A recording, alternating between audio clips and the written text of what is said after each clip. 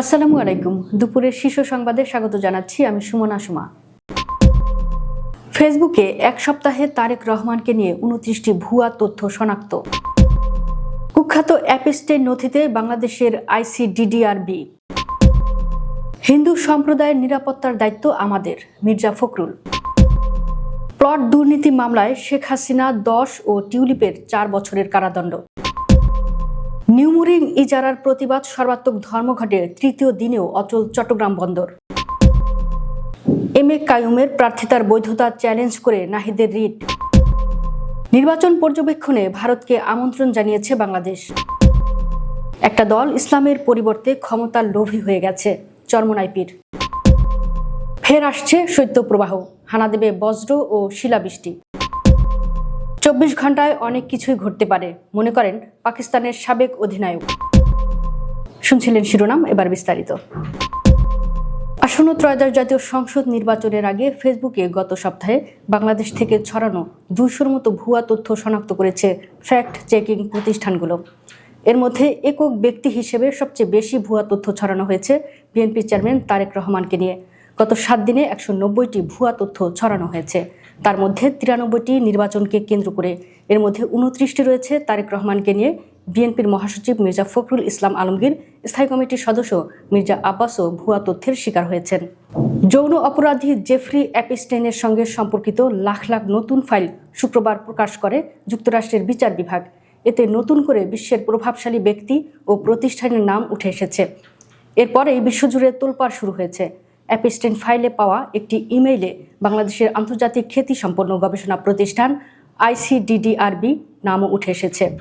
ইমেইলে আইসিডিডিআরবিকে বাংলাদেশের একটি অতি সুপরিচিত প্রতিষ্ঠান হিসেবে উল্লেখ করা হয় এবং এই প্রতিষ্ঠানে দীর্ঘমেয়াদী প্রোবায়োটিক গবেষণায় বিনিয়োগের প্রস্তাবের কথা বলা হয়েছে। ওই ইমেইলের বিষয়ে আন্তরিক জীবাণুবিদ্যা আইসিডিডিআর-এর ছিল বলে প্রকাশিত নথির বরাতে জানা গেছে। ২০২৪ সালের ১৭ এপ্রিল ওই ইমেইলটি কুখ্যাত মার্কিন ধনকুবের জেফ্রি অ্যাপস্টেইনকে তার এক ঘনিষ্ঠ সহযোগীর পক্ষ থেকে পাঠানো হয়।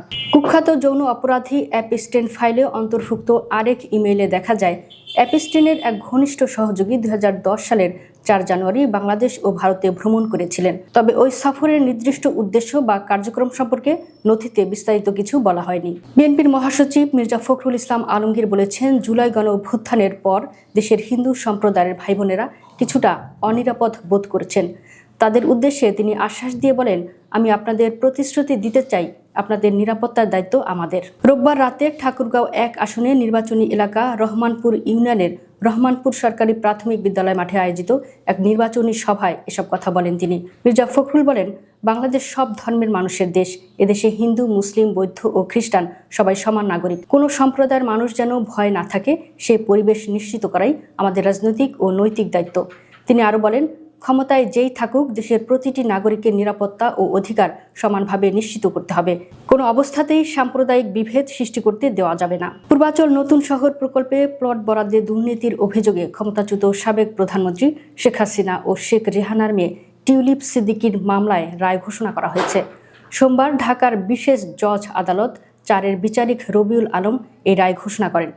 দুর্নীতি দমন কমিশনের দুদক মোহাম্মদ হাফিজুর রহমান জানান, শেখ হাসিনা ও টিউলিপ সিদ্দিকীর বিরুদ্ধে পূর্বাচল নতুন শহর প্রকল্পে ২টি প্লট বরাদ্দর অনিয়মের কারণে দুদকের রায়ের করা এই ২টি মামলার রায়ে সাবেক প্রধানমন্ত্রী শেখ হাসিনা ১০ বছরের কারাদণ্ড ও শেখ রেহানার মেয়ে টিউলিপ সিদ্দিকীর ৪ বছরের কারাদণ্ড দিয়েছেন আদালত। নিউমুরিং কন্টেইনার টার্মিনাল এনসিটি ইজারা প্রক্রিয়া বাতিলের দাবিতে ধর্মঘটে সোমবার তৃতীয় দিনের মতো অচলাবস্থা চলছে চট্টগ্রাম বন্দরে। চট্টগ্রাম বন্দরের অপারেশনাল কার্যক্রম কার্যত অচল হয়ে পড়েছে। বন্দরের জেটিতে জাহাজ থেকে কন্টেইনার ও পণ্য নামানো এবং জাহাজে উঠানোর কার্যক্রম অনেকটাই বন্ধ আছে। বন্দর থেকে খালাস হওয়া কন্টেইনার ও পণ্য পরিবহন এবং জাহাজে তোলার জন্য কন্টেইনার পরিবহন ব্যাহত হচ্ছে। বেসরকারি ডিপো থেকে বন্দরে আমদানি রপ্তানি পণ্যবাহী যান চলাচল বন্ধ রয়েছে। শ্রমিকরা কর্মসূচির সফলে মাঠে নেমেছে। বেলা ১১টায় স্কপের চট্টগ্রাম বন্দর ভবন অভিমুখে কালো পতাকা মিছিল ও সমাবেশ কর্মসূচি রয়েছে। চট্টগ্রাম মেট্রোপলিটন পুলিশের পক্ষ থেকে বন্দর এলাকায় যে কোনো ধরনের সভা সমাবেশ নিষিদ্ধ ঘোষণা করে শনিবার রাতে গণবিজ্ঞপ্তি জারি করা হলে শ্রমিকদের আন্দোলন অব্যাহত রয়েছে। বন্দর এলাকায় বিপুল সংখ্যক পুলিশ মোতায়েন করা হয়েছে। অন্যদিকে আন্দোলনে নেতৃত্ব দানকারী নেতাদের বদলির ঘটনায় শ্রমিকদের মধ্যে উত্তেজনা বিরাজ করছে। দ্বৈত নাগরিকত্ব ও তথ্য গোপনের অভিযোগে ঢাকা 11 আসনে বিএনপির মনোনীত প্রার্থী ডক্টর এম.এ. কাইয়ুমের প্রার্থিতার বৈধতা চ্যালেঞ্জ করে রিট দায়ের করা হয়েছে। সোমবার ঢাকা 11 আসনে 11 দলীয় জোটের প্রার্থী ও জাতীয় নাগরিক পার্টি এনসিপির আহ্বায়ক নাহিদ ইসলাম এ রিট দায়ের করেন। রিটে ঢাকা 11 আসনে বিএনপির মনোনীত এ প্রার্থীর প্রার্থিতা স্থগিত চাওয়া হয়েছে। নাহিদ ইসলামের পক্ষে আইনজীবীরা হলেন অ্যাডভোকেট জহিরুল ইসলাম মুসা, অ্যাডভোকেট আলী আসগর শরীফী।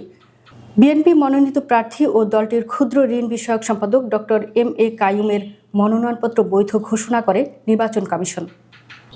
আগামী 12 ফেব্রুয়ারি অনুষ্ঠিত হবে জাতীয় সংসদ নির্বাচন ও গণভোট। নির্বাচনে 16টি দেশ পর্যবেক্ষক পাঠাবে। নির্বাচন পর্যবেক্ষণে ভারতকেও আনুষ্ঠানিকভাবে আমন্ত্রণ জানানো হয়েছে। তবে এ বিষয়ে এখনও কোনো প্রতিক্রিয়া জানায়নি নয়াদিল্লি। ভারতীয় সংবাদ মাধ্যম ইন্ডিয়া টুডে বলছে, 12 ফেব্রুয়ারি অনুষ্ঠিতব্য 13তম জাতীয় সংসদ নির্বাচন ও জুলাই জাতীয় সনদ বিষয় গণভোট পর্যবেক্ষণের জন্য ভারতকে আন্তর্জাতিক পর্যবেক্ষক হিসেবে আমন্ত্রণ জানিয়েছে বাংলাদেশ। একই সঙ্গে আরও কয়েকটি দেশ ও আন্তর্জাতিক সংস্থাকেও আমন্ত্রণ জানানো হয়েছে। তবে ভারত এখনও জানায়নি তারা পর্যবেক্ষক দল পাঠাবে কিনা। অন্তর্বর্তী সরকারের তথ্য অনুযায়ী এ পর্যন্ত মোট 330 জন আন্তর্জাতিক পর্যবেক্ষক নির্বাচন পর্যবেক্ষণে অংশ নেওয়ার বিষয়টি নিশ্চিত করেছেন। তাদের মধ্যে 6টি আন্তর্জাতিক সংস্থা, 16টি দেশ এবং বিভিন্ন বৈশ্বিক প্রতিষ্ঠানের প্রতিনিধিত্বকারী 32 জন ব্যক্তি রয়েছেন। ইসলামী আন্দোলন বাংলাদেশের আমির মুফতি সৈয়দ মুহাম্মদ রেজাউল করিম বলেছেন, 24-এর অভ্যুত্থানের পর আমরা যখন আওয়াজ তুলেছিলাম ইসলামের পক্ষে এক হওয়ার জন্য, যখন সারা দেশের মানুষ আমাদের সাথে একমত হয়ে একাত্মতা প্রকাশ করলে, তখন এক শ্রেণীর বিশেষ করে একটা দল ইসলামের পরিবর্তে ক্ষমতার লোভী হয়ে গেছে। তিনি আরও বলেন, আজকে হাজার হাজার কোটি টাকা এদেশ থেকে পাচার হয়ে গেছে।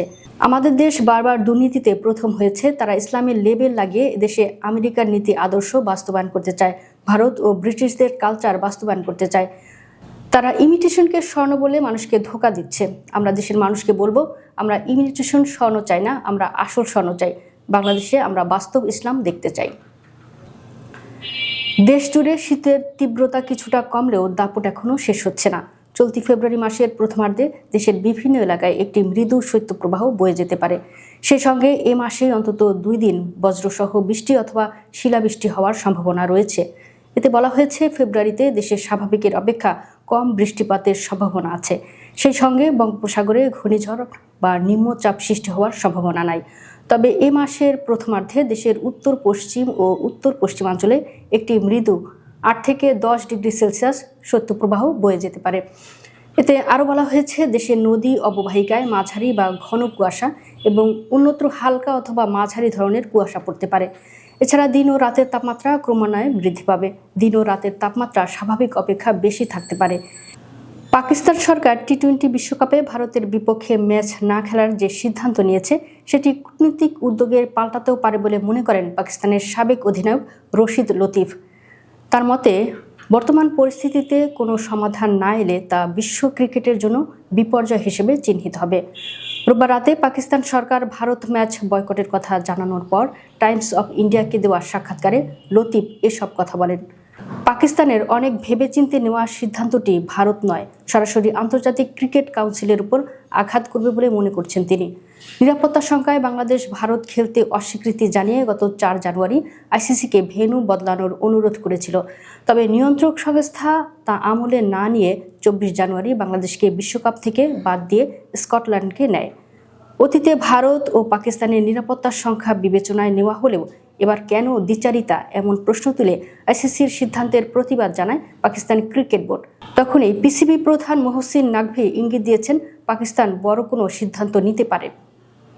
দর্শক, ভিডিওটি শেষ পর্যন্ত দেখার জন্য আপনাকে অসংখ্য ধন্যবাদ। নিত্য নতুন ভিডিও পেতে আমাদের ইউটিউব চ্যানেলটি সাবস্ক্রাইব করুন এবং নিয়মিত নোটিফিকেশন পেতে বেল বাটনটি ক্লিক করুন। আমাদের ফেসবুক পেজটি ফলো করুন।